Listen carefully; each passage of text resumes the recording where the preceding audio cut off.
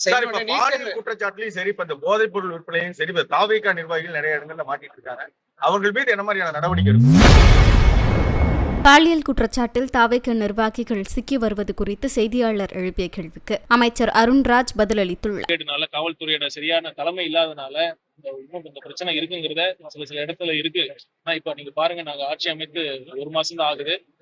முதலமைச்சர் அவர்கள் இரும்பு கரம் கொண்டு இந்த போதைப் பொருளை கண்டிப்பாக தடுப்பார். படிப்படியாக இது கட்டுக்குள் கொண்டு வரப்படும்.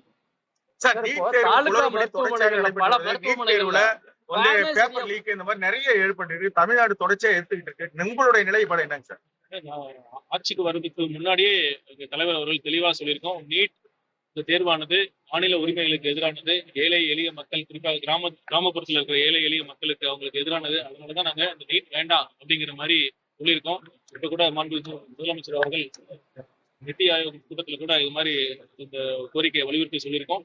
இதுதான் எங்க நிலைப்பாடு, ஆணித்தரமாக எங்க நிலைப்பாடு.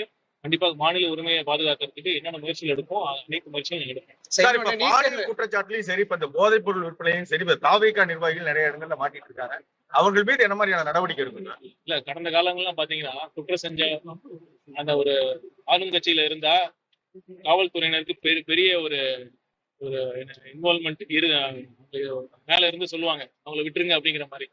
இந்த ஆட்சியில நீங்க பாருங்க, யாரு செஞ்சிருந்தாலும் முதலமைச்சர் அவர்கள் இரும்பு கரம் கொண்டு அந்த குற்றம் செஞ்சவர்களை யாரா இருந்தாலும் அவர்களுக்கான தண்டனை கிடைக்கிறதுக்கான உத்தரவு தான் அவரு சொல்லியிருக்காரு. சார், நீட் தேர்வை பொறுத்தவரை இந்த